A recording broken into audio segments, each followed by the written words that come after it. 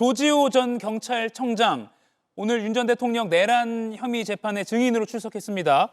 월담 의원들이 불법이니까 체포하라라는 지시를 윤 전 대통령이 했다. 이렇게 다시 한번 명확히 밝혔습니다. 지금 그 영상도 속속 저희가 지금 전달을 받고 있어서 가장 빨리 여러분께 들어오는 대로 생생하게 보내드리겠습니다. 신영 의원님.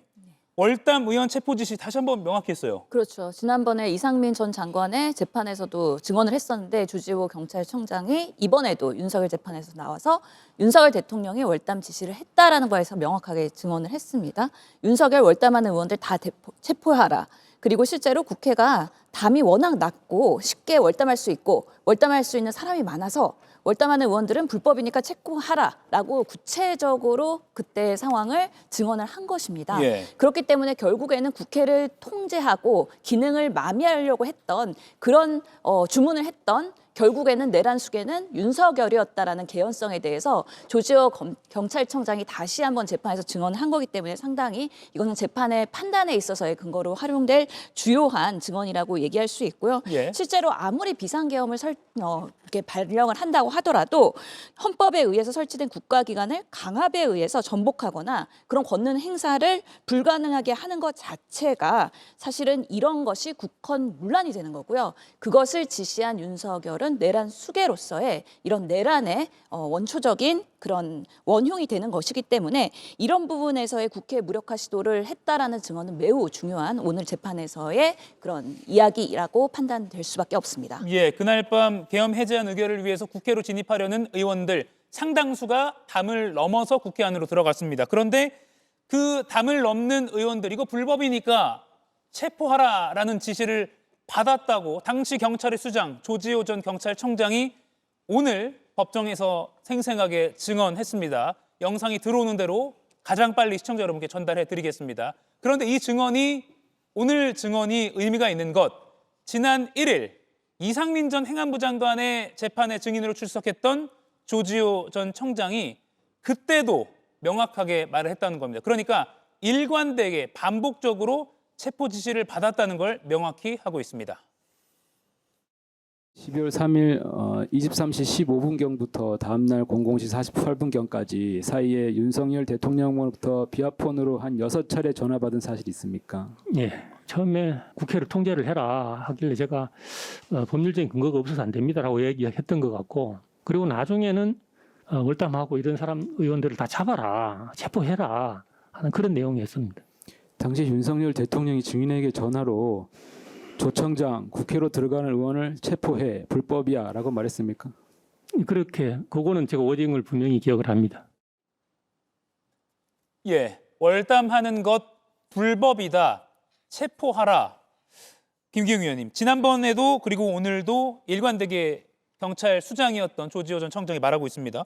월담하는 게 불법이다. 이 논리는 성립이 되는 겁니까? 월담죄라는 건 없습니다.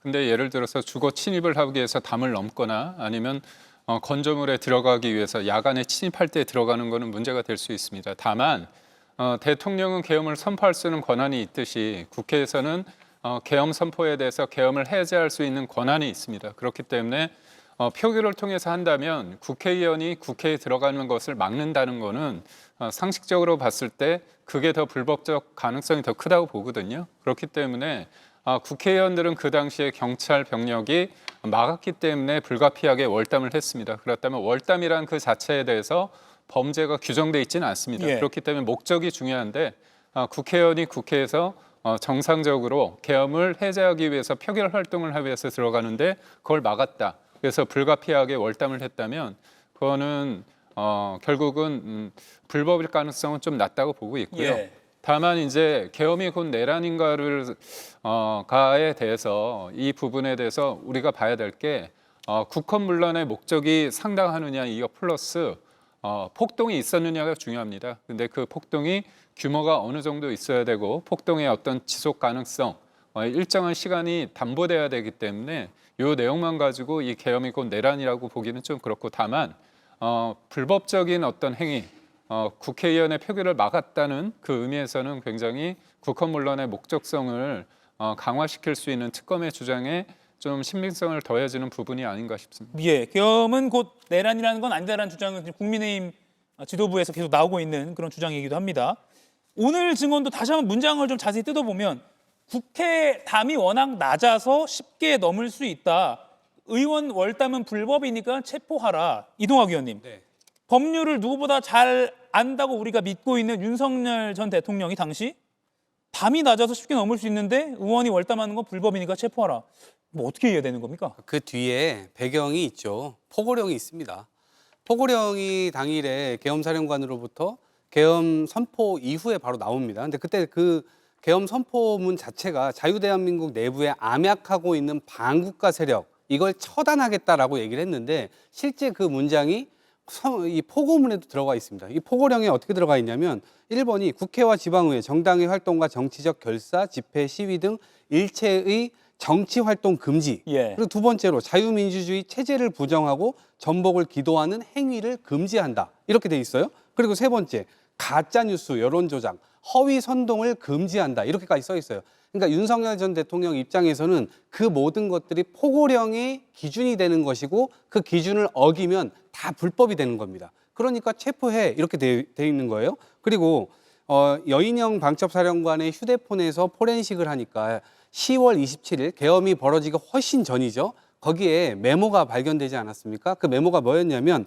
포고령 위반 최우선 검거 및 압수수색한다 이렇게 되어 있습니다. 예. 이것은 오래전부터 준비를 해왔고 모의를 해왔던 정황이 그대로 증거로 남아있는 것인데 계엄 당일날 만약에 국회의원들이 경찰들의 통제에 당하지 않고 자율적으로 막 담을 넘어서 들어가는 그런 상황이었다면 본인도 당황했을 겁니다. 당황했는데 어떻게 체포하란 말이 나오죠? 저것은 오래전부터 이럴 것이다라고 예측하고 준비해온 사람이기 때문에 바로 체포해 이건 포고령 위반이야 이런 얘기들이 과감하게 나올 수 있는 거죠. 그러니까 예. 오히려 윤석열 전 대통령이 불법 위헌적인 저런 선포문, 계엄령 이런 것들이 전부 다 이 불법이다 이런 것들을 오히려 역으로 보여주고 있는 것이 아닌가 싶습니다. 다른 사람의 증언도 아니고 경찰 수장이었던 사람의 증언이기 때문에 그리고 지난 1일 이상민 전 행안부 장관 때 증언했던 것과 동일한 내용을 반복적으로 그리고 확실하게 이야기하고 있기 때문에 오늘의 증언이 중요해 보입니다. 계엄 선포 전에 지난해 12월 3일 저녁에요. 삼청동 안가에서 회동을 했다라는 점도 조지호 전 경찰청장이 다시 한번 명확했습니다. 거기서 시간도 명확했습니다. 오후 7시 20분쯤 안가에 갔고 윤 전 대통령이 계엄을 선포할 거라면서 경찰이 중요하니까 치안 유지를 잘 해달라고 했다라고 증언을 했고요. 지난 1일 이상민 전 장관 공판에 나왔을 때 역시 조지호 청장의 증언을 보면 A4 용지를 받았는데 22시 국회, 23시 민주당사 꽤 구체적으로 이런 게 적혀 있었다라고 증언하기도 했습니다. 김유영 의원님. 상당히 중요해 보입니다. 그러니까 조지호 청장의 입장에서는 이번에 사실 어떻게 불법 계엄에 대해서 처벌받을 수 있는 대상은 사전에 공모했는지 여부와 적극적으로 종사했는지 여부를 따져봐야 될 것 같습니다.